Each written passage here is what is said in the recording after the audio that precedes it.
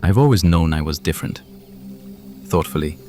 Not in a dramatic, movie script kind of way, but in the subtle moments. The ones that made me feel out of place even when I was surrounded by people. I noticed it in the way I thought about the world, in how I processed emotions, in the things that made me feel alive or misunderstood. For a long time, I didn't know how to explain it. I just felt like I was walking on a road no one else could see. As a kid and even in early teens, being different wasn't something I celebrated. It was something I hid, sadly. I was ashamed of my mental disabilities and symptoms that set me apart from being normal. I was bullied, mocked, beat up, embarrassed. I didn't talk and only used sign language, but when I did talk, I would stutter like the worst kind and others would mock, and I would laugh with them, digging a deeper, hollow hole. I didn't want to be the one who asked strange questions in class or the one who didn't enjoy the same games, music, or jokes as everyone else. I tried to blend in, to mimic what I saw, to laugh when I didn't find things funny and stay silent when my thoughts didn't align with the crowd.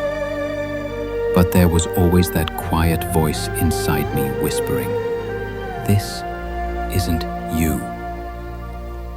Over time, with mistakes and experiences, I began to see that being different wasn't a weakness. Optimistically, it was a blessing. While others moved in rhythm with each other, I moved to a beat that was entirely my own, and in that, I found freedom.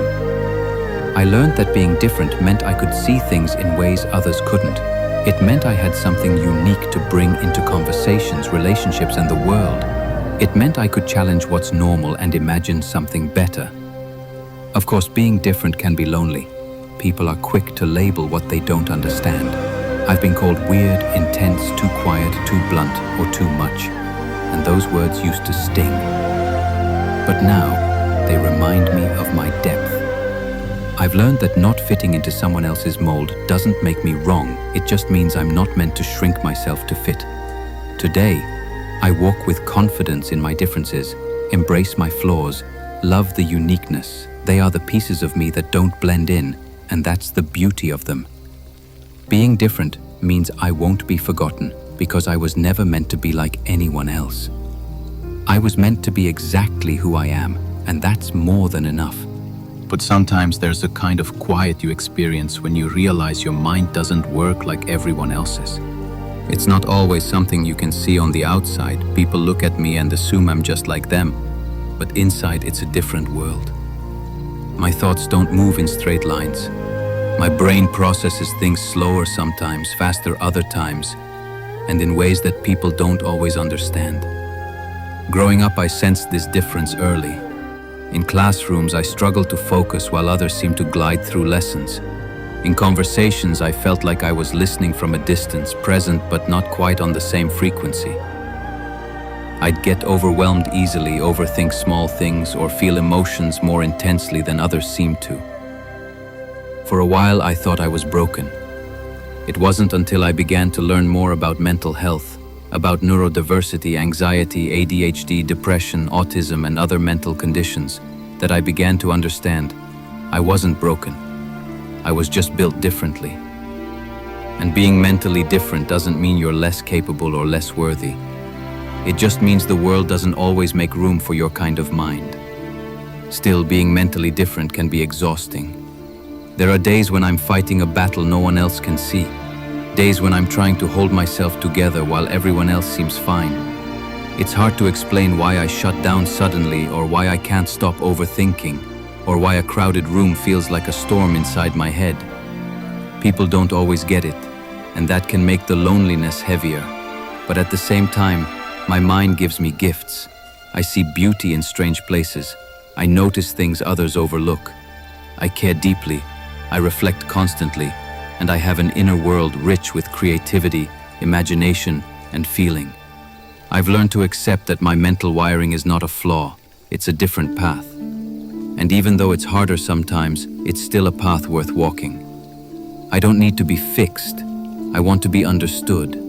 I need space to be fully myself without shame. And I want people to realize that mental difference isn't always visible, but it's real, and it deserves compassion, not judgment. So yes, I am mentally different, but I'm also strong, aware, and learning every day how to live in harmony with my own mind. That, to me, is a kind of power. Also, I've been told before that everyone is special, but for a long time I didn't know what made me believe I was. I didn't win awards or stand in the spotlight. I didn't always get noticed. But somewhere deep inside, I carried a quiet truth. There's something different about me, something that doesn't come from what I do, but who I am. And being special isn't about being better than others. It's not about being perfect, popular, or praised. For me, it's about the way we think, the way we feel, and the way we love. I care deeply, even when no one's watching. I notice small things that others miss. I have ideas that don't always make sense to people, but they light up my world. That's where my sense of being special comes from. Not comparison, but uniqueness. There are times when I've doubted it. The world can be harsh and loud. People judge quickly. They see what's on the outside, and sometimes they overlook what really matters. In those moments, I've questioned myself. I've wondered if I'm just imagining it. This feeling of being meant for something, even if I don't know what yet. But even through the self-doubt, the mistakes, and the silence, that sense stays with me. I'm special, not because I always succeed, but because I keep going. I feel deeply, I dream boldly, and I love honestly. That's not something you can measure, but it's real. I don't need a spotlight to prove my worth. I just need to keep being true to who I am. And if that means being different, sensitive, hopeful, or even misunderstood sometimes, then that's okay. Because I believe that being special is not about standing above others. It's about standing fully in your truth, even when it's hard. So yes, I am special, not in a loud way, but in a way that matters. And the more I live, the more I realize. We all have something rare inside us. We just need the courage to see it. End of tape.